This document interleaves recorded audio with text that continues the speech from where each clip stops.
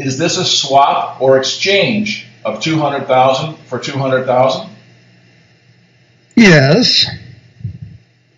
Okay, so did the agreement call for an exchange or swap of $200,000 to be swapped out for another $200,000, or did it call for a $200,000 loan?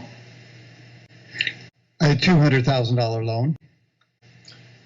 Good. So is the bank to follow the Federal Reserve Bank policies and procedures when banks grant loans?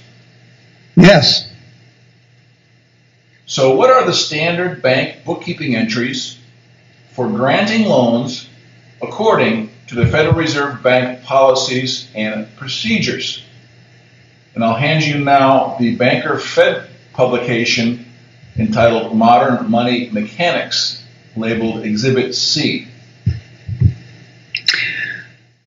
The promissory note is recorded as a bank asset, and a new matching deposit or liability is created. Then we issue a check from the new deposit back to the borrower. So then, is this not a swap or exchange of $200,000 for $200,000? Well, this is the standard way we do it. Answer the question. Is it a swap or exchange of $200,000 actual cash value for $200,000 actual cash value? If the note funded the check, must they not both have equal value? Well, I'm sorry, I'm going to have to plead the Fifth Amendment on this. Okay. Tell me, if the bank's deposits or liabilities increase, do the bank's assets increase by an asset that has actual cash value? Yes. Is there any exception? Not that I know of. So if the bank records a new deposit and records an asset on the bank's books having actual cash value, would the actual cash value always come from a customer of the bank or an investor or a lender to the bank? Yes. All right.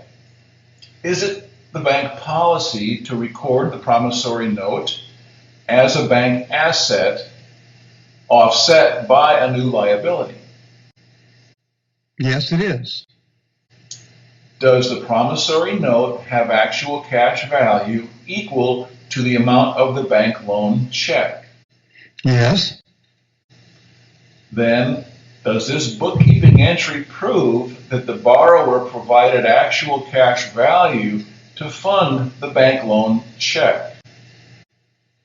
Well, yes, it does. The bank president told us to do it this way.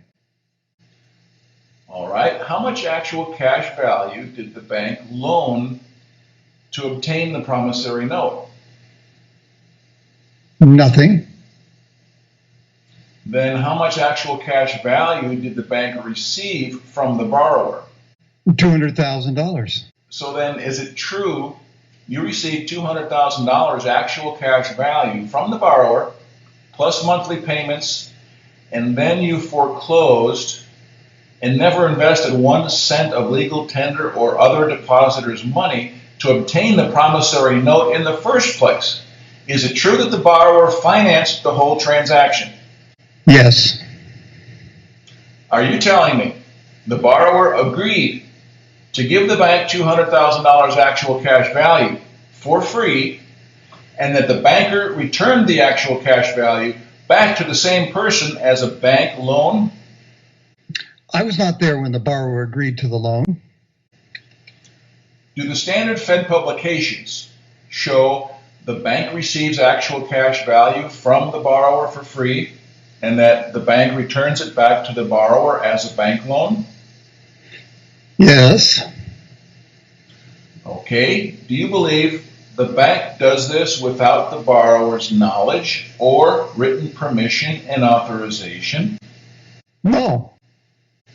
To the best of your knowledge, is there written permission or authorization for the bank to transfer $200,000 of actual cash value from the borrower to the bank, and for the bank to keep it for free? No. Does this allow the bank to use this $200,000 actual cash value to fund the $200,000 bank loan check back to the same borrower, forcing the borrower to pay the bank $200,000 plus interest? Yes. Then if the bank transferred $200,000 actual cash value from the borrower to the bank, in this part of the transaction, did the bank loan anything of value to the borrower?